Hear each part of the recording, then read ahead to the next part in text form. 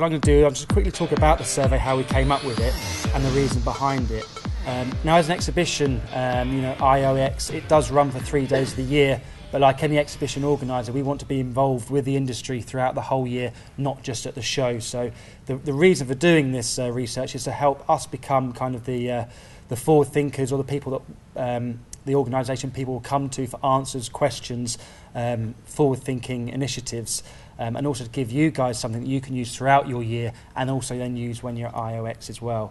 Importantly, it's good for us to start using this information to make sure that actually when we do have our event in March, we can use that for the visitors that are on the floor, meeting with yourselves, and actually make sure we're listening to what the industry says, what's happening in the future, providing that at the event. So obviously you've got every reason to be at the show and no reason to obviously to be elsewhere throughout the whole year. Using the Survey Monkey platform, we launched it as soon as we came back from Christmas, and unfortunately Christmas was a bad time for the UBM team, because obviously 3 months to go before the show. So as soon as we got back from Christmas, unfortunately Christmas chat was banned. It was straight into making sure we can make the most of the show in 3 months that was to come.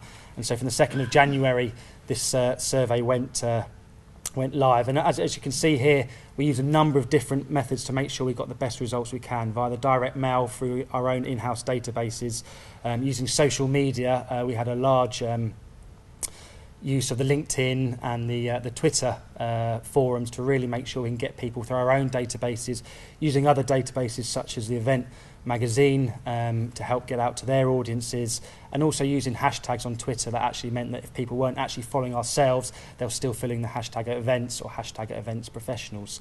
So all in all, we made sure we kind of covered every single area where we can get as much output to the industry as possible to ensure we can get as many results for the survey as we could. So in total, we got 205 event professionals came back with their research. And interestingly, obviously 80% organised events.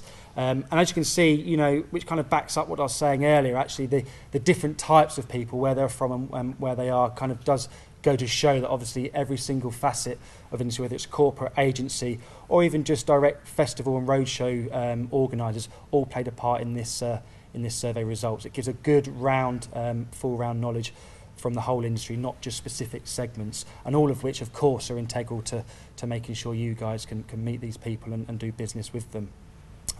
Interestingly, I think it's important, and the same goes for IOEX as an exhibition. We really strive to make sure that we bring the correct people to the event. I think it's very easy for exhibitions to open the doors and invite anyone they can to a show, so they can obviously talk about the great numbers at the show, but ultimately it's about meeting the right people. And this survey was no different, and as you can see, 81% were the decision makers or the influencers within their teams. So the results I'm about to launch come from the people that are actually able to do something about it and make direct influences and purchasing decisions.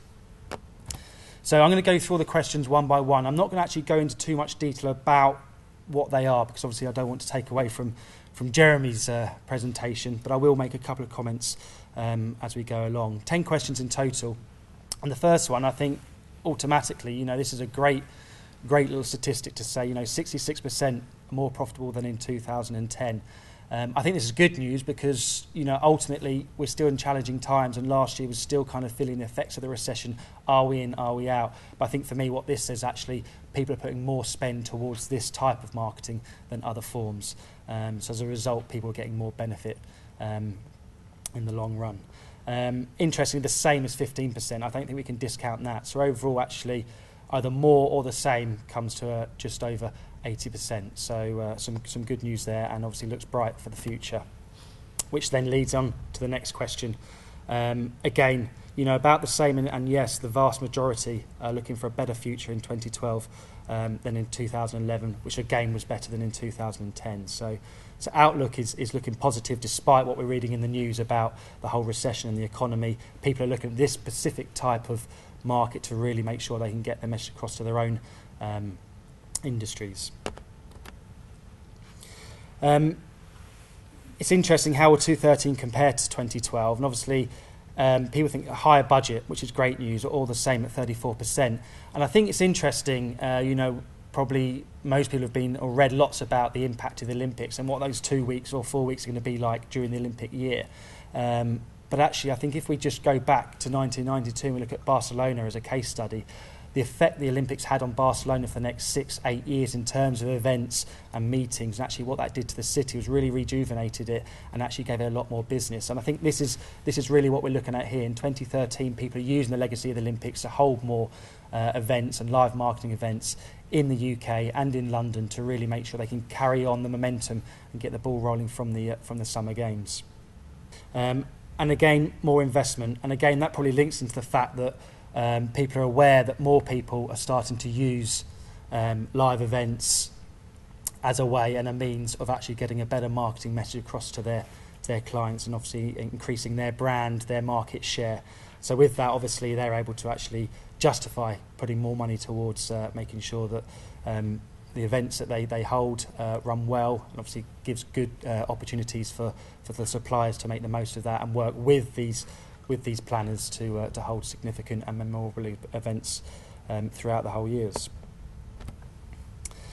And again, you know, this really comes into kind of, without going through all the different areas on this, I think it's interesting to actually see the event technology and AV equipment, you know, two huge areas which they really are investing in. So, you know, my one kind of take out from this, and I'm sure Jeremy will talk about this more later on, is to really make sure that, you know, how are you offering your client the most and the best in terms of the technology they're going to be using for their events to make sure they can get what they need, whether that's pre-event, during or post, making sure that we can maximise those areas. So, you know, that's where the money's going to be spent in the next kind of couple of years, and something hopefully you guys can really be able to kind of take advantage of.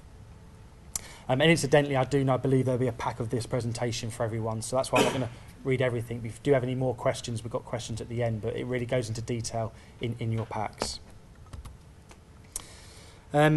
Job lengths are about, well, slightly up. 58% is still the same, but increased 15%. So overall, we can say actually the job lengths are either staying the same or longer. So again, that gives more opportunity for bigger contracts, etc.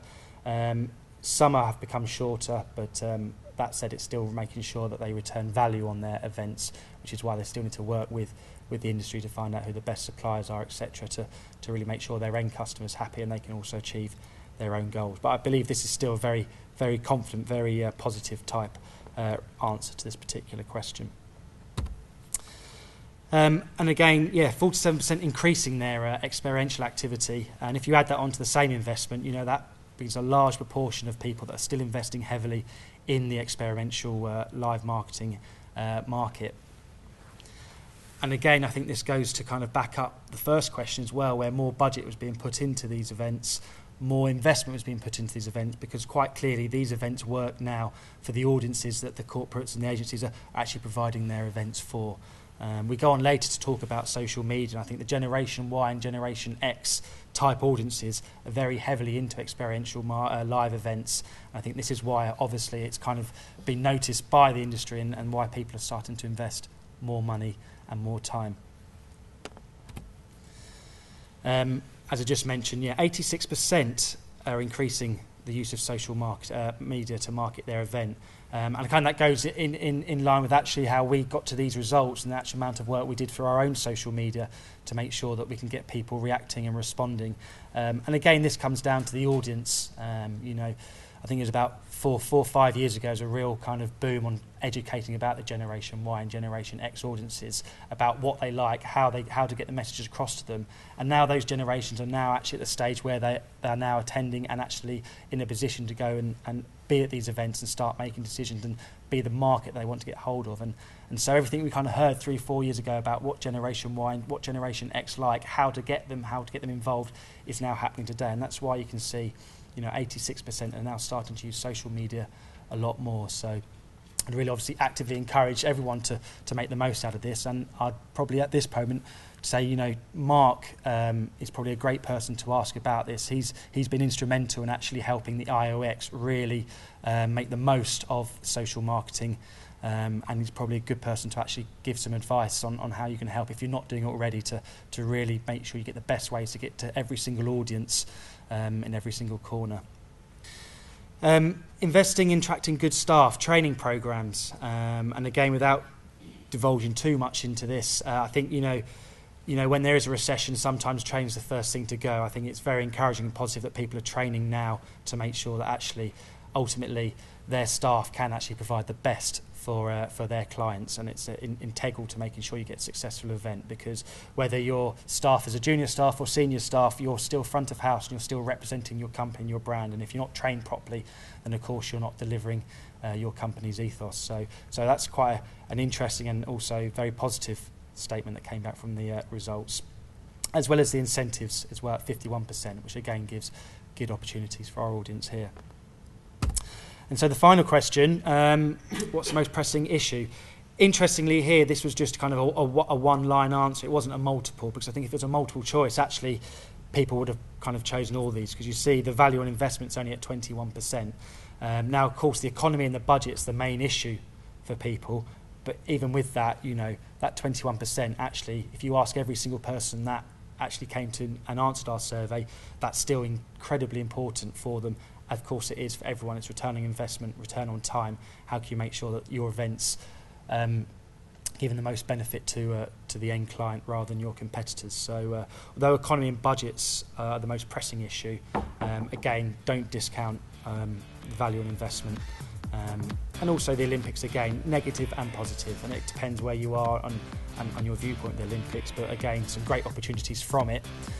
Okay, 2012 now may or may not kind of be full, but again, as we said earlier, the legacy, the 2013 through to 2018 is a great opportunity to make the most of that. Thank you for your time.